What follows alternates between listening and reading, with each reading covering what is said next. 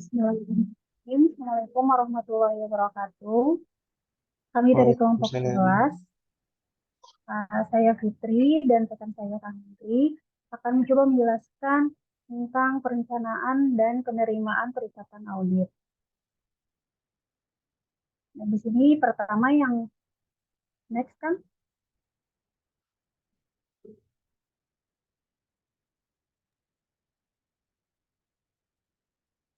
di sini pembahasannya itu ada 4. Yang pertama itu perlunya perencanaan perikatan, lalu bagaimana pemahaman entitas dan lingkungannya, yang ketiga keandalan penilaian internal, dan yang keempat materialitas.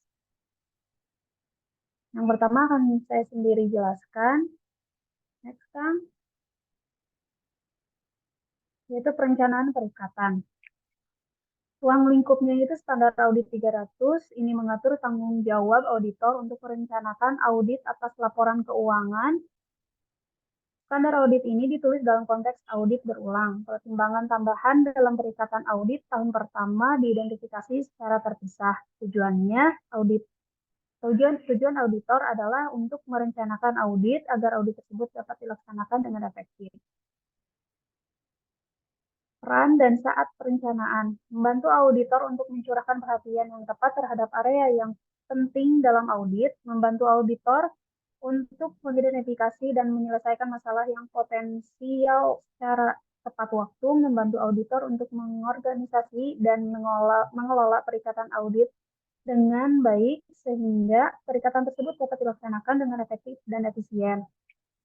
Membantu dalam pemilihan anggota tim perikatan dengan tingkat kemampuan dan kompetensi yang tetap untuk merespon risiko yang diantisipasi dan penugasan pekerjaan yang tepat kepada mereka. Memfasilitasi arah dan supervisi atas anggota tim perikatan dan penelaahan atas pekerjaan mereka. Membantu jika relevan dalam pengorganisasian hasil pekerjaan yang dilakukan oleh auditor, komponen, dan pakar. Selanjutnya, hal-hal yang perlu diperhatikan dalam penyusunan strategi audit. Yang pertama itu mengidentifikasi karakteristik perikatan yang mendefinisikan ruang lingkupnya. Yang kedua itu memastikan tujuan pelaporan perikatan untuk merencanakan waktu audit dan sifat komunikasi yang disyaratkan. Yang ketiga mempertimbangkan faktor-faktor yang menurut pertimbangan profesional auditor signifikan dalam mengarahkan usaha tim perikatan. Yang keempat, mempertimbangkan hasil aktivitas awal perikatan dan jika relevan, apakah pengetahuan yang diperoleh dari perikatan lain yang telah dilaksanakan oleh rekan perikatan adalah relevan untuk entitas yang akan diaudit. Dan yang terakhir, memastikan sifat, saat, dan luas sumber daya yang diperlukan untuk melaksanakan perikatan. Yang selanjutnya, karakteristik perikatan. Kerangka pelaporan keuangan yang menjadi dasar penyusunan informasi keuangan yang diaudit termasuk kebutuhan untuk melakukan rekonsiliasi dengan kerangka pelaporan keuangan lainnya. Ketentuan pelaporan industri tertentu seperti laporan yang diharuskan oleh Badan Pengatur Industri, cakupan audit yang diharapkan termasuk jumlah dan lokasi komponen yang dicakup. Sifat hubungan pengendalian antara entitas induk dengan komponennya yang menentukan bagaimana kelompok tersebut dikonsolidasi. Luas komponen yang diaudit oleh auditor lain. Sifat segmen bisnis yang diaudit termasuk kebutuhan untuk pengetahuan khusus. Lalu ada mata uang pelaporan yang digunakan termasuk kebutuhan penjabaran mata uang untuk informasi keuangan yang diaudit, kebutuhan untuk dilakukannya audit atas laporan keuangan tersendiri, jika disyaratkan oleh ketentuan yang berlaku sebagai tambahan atas audit untuk tujuan konsolidasi, ketersediaan hasil kerja auditor internal dan seberapa besar auditor akan mengandalkan hasil kerja tersebut, menggunakan organisasi jasa oleh entitas dan bagaimana auditor dapat memperoleh bukti tentang rancangan atau operasi pengendalian yang dilakukan oleh organisasi jasa tersebut. Penggunaan yang diharapkan dari bukti audit yang diperoleh dari audit sebelumnya sebagai contoh, bukti audit yang terkait dengan prosedur penilaian risiko dan pengujian pengendalian. Dampak teknologi informasi terhadap prosedur audit termasuk ketersediaan data dan penggunaan teknik audit berbantuan komputer yang diharapkan, koordinasi atas cakupan dan saat pekerjaan audit yang diharapkan dengan penelahan atas informasi keuangan interim, beserta pengaruhnya terhadap audit atas informasi yang diperoleh selama penelahan tersebut, ketersediaan personel dan data klien. Bagian kedua yaitu pemahaman entitas dan lingkungannya. Hal-hal yang dapat dipertimbangkan oleh auditor ketika memperoleh suatu pemahaman atas sifat entitas. Pemahaman entitas dengan lingkungannya dilakukan agar auditor dapat mengidentifikasi dan menilai risiko kesalahan penyajian material sebagai landasan untuk merancang respon terhadap risiko yang ditetapkan atas kesalahan penyajian tersebut. Yang pertama ada komunikasi dengan auditor pendahulu setelah penunjukan. Menurut PSA nomor 16, auditor pendahulu adalah auditor yang telah melaporkan laporan keuangan audit terkini atau telah mengadakan perikatan untuk masyarakat namun belum menyelesaikan audit laporan keuangan kemudian dan telah mengundurkan diri, bertahan untuk menunggu penunjukan kembali atau telah diberitahu bahwa jasanya telah atau telah mungkin akan dihentikan. Standar audit 31502 TSA nomor 16 dalam hal penerimaan penugasan mengharuskan auditor pengganti mengambil inisiatif untuk komunikasi dengan auditor pendahulu dengan cara lisan, tertulis, dan dilakukan dengan persetujuan klien. Yang selanjutnya, yang kedua itu pelaksanaan prosedur analitik. Standar audit 32902 PSA nomor 22.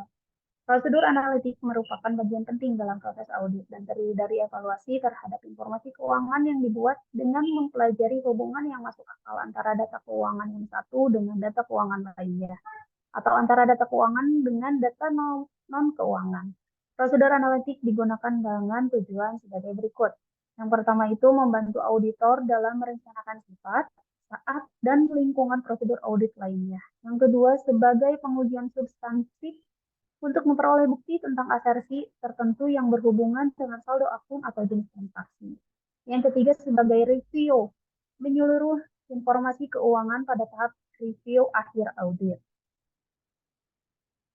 Yang ketiga, ada pertimbangan akan pengendalian internal. Standar audit seksi 319 PSA nomor 69, pertimbangan pengendalian intern dalam audit atas laporan keuangan mensyaratkan agar dalam perencanaan audit, auditor memperoleh pemahaman memadai tentang pengendalian intern entitas atas laporan keuangan. Disebutkan bahwa pengetahuan tersebut harus digunakan untuk mengidentifikasi tipe salah saji potensial, mempertimbangkan faktor-faktor yang berdampak terhadap risiko salah saji material, dan mendesain pengujian substantif. Pemahaman tersebut seringkali akan berdampak terhadap pertimbangan auditor tentang signifikan atau tidaknya faktor risiko kecurangan. Auditor dapat menentukan apakah terdapat pengendalian khusus yang mengurangi risiko tersebut atau apakah kelemahan pengendalian tersebut dapat meningkatkan risiko tersebut. Yang keempat, selanjutnya itu ada kebutuhan akan supervisi. Supervisi dalam audit merupakan salah satu aktivitas manajerial yang berfungsi untuk melakukan pengawasan, pengontrolan, atau penyediaan atas penugasan audit agar tujuan audit dapat dicapai dengan ekonomis, efektif, dan efisien untuk memberikan rekomendasi perbaikan kinerja audit. Kebutuhan akan supervisi dalam audit sangat penting guna meminimalisir kecurangan. Sebagai contoh, auditor dapat menerima konfirmasi palsu dari pihak ketiga yang melakukan kolusi dengan manajemen. Kolusi dapat menyebabkan auditor percaya bahwa suatu bukti dapat meyakinkan, meskipun kenyataannya palsu. Karena kemungkinan terjadi kecurangan saat tinggi, perusahaan menerapkan pengawasan yang lebih ketat lagi. Semakin tinggi tingkat kecurangan yang terjadi dalam perusahaan, kebutuhan akan supervisi juga akan semakin tinggi. Lalu untuk pembahasan selanjutnya akan dilanjutkan oleh rekan saya, oleh Kang Hendrik. Mangga Kang Hendrik. Ya, baik, terima kasih. Untuk selanjutnya ada pengendalian internal. Pengendalian internal adalah suatu kegiatan penangkalan risiko-risiko untuk meminimalisir kerugian yang mungkin timbul dari suatu aktivitas perusahaan sehingga dapat langsung diambil sebuah tindakan dengan tujuan peningkatan kualitas perusahaan agar sesuai dengan tujuan yang telah ditetapkan.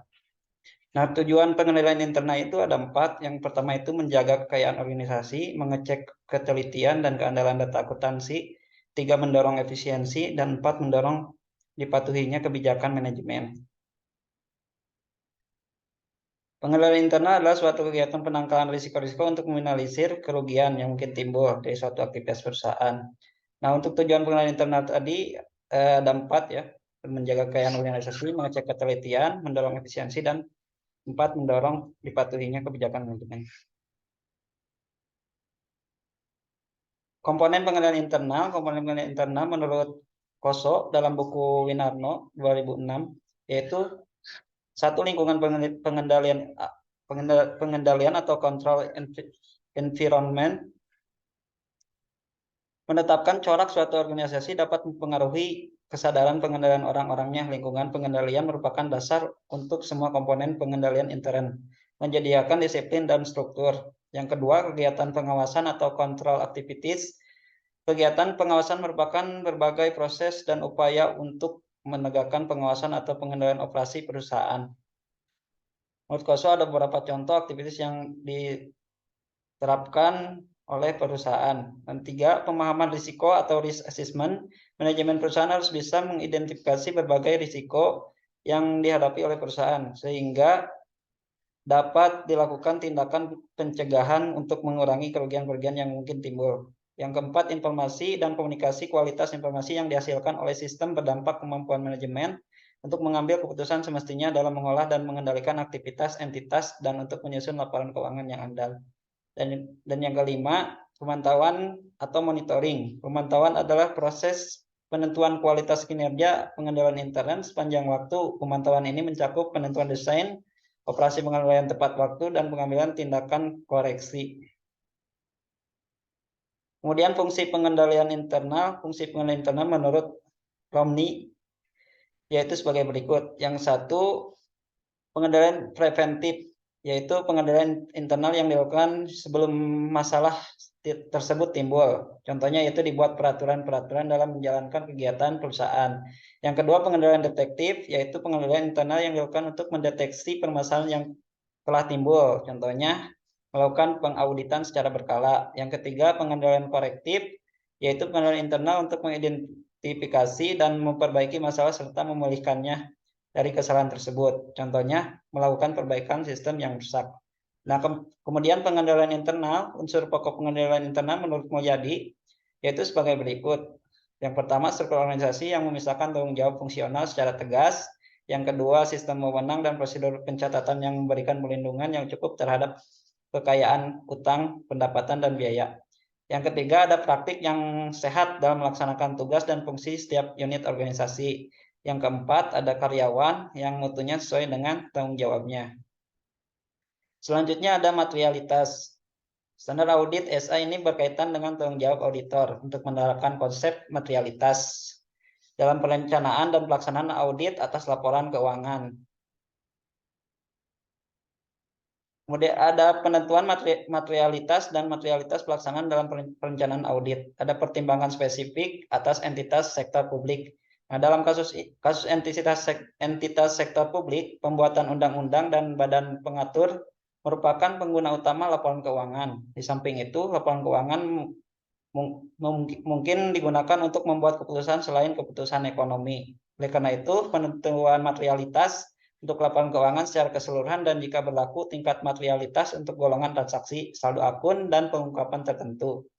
Kemudian dalam audit atas laporan keuangan entitas, sektor publik juga dipengaruhi oleh peraturan perundang-undangan atau kewenangan lain dan kebutuhan informasi keuangan para pembuat undang-undang dan masyarakat umum dalam kaitannya dengan program sektor publik.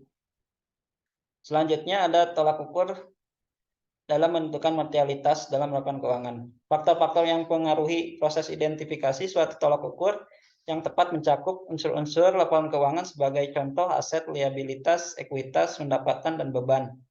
Apakah terdapat unsur-unsur yang menjadi perhatian khusus para pengguna laporan keuangan suatu entitas tertentu sebagai contoh untuk tujuan pengevaluasian kinerja keuangan? Penggunaan laporan keuangan cenderung akan fokus pada laba, pendapatan, maupun aset bersih.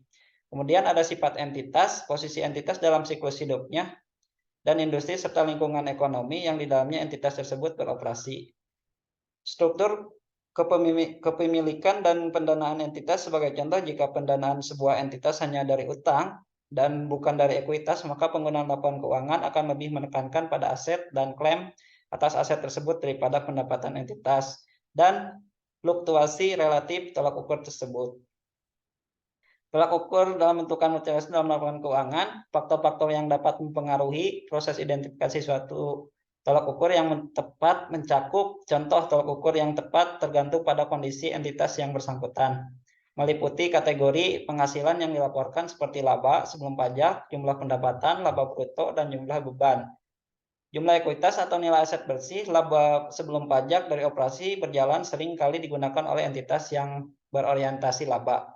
Jika laba sebelum pajak dari orientasi berjalan berfluktuasi, tolak ukur lain mungkin lebih sesuai seperti laba bruto dan jumlah pendapatan. Yang kedua ada materialitas untuk laporan keuangan secara keseluruhan. Suatu entitas ditentukan berdasarkan suatu persentase terhadap laba sebelum pajak dari operasi berjalan. Kondisi-kondisi yang mengakibatkan kenaikan atau penurunan laba yang luar biasa dapat mengakibatkan auditor menyimpulkan bahwa penentuan tingkat materialitas untuk laporan keuangan secara keseluruhan akan lebih tepat jika ditentukan dengan menggunakan angka laba sebelum pajak dari operasi berjalan yang telah dinormalisasi berdasarkan hasil masa lalu. Kemudian faktor-faktor yang dapat mengalokasi identifikasi suatu tolak ukur yang tepat mencakup penentuan persentase yang akan diterapkan pada suatu tolak ukur yang dipilih membutuhkan pertimbangan profesional. Terdapat hubungan antara persentase dan tolak ukur yang dipilih seperti persentase yang diterapkan atas laba sebelum pajak dari operasi berjalan pada umumnya akan lebih tinggi daripada persentase yang diterapkan atas jumlah pendapatan. Cukup sekian dari kami, saya kembalikan ke Fitri.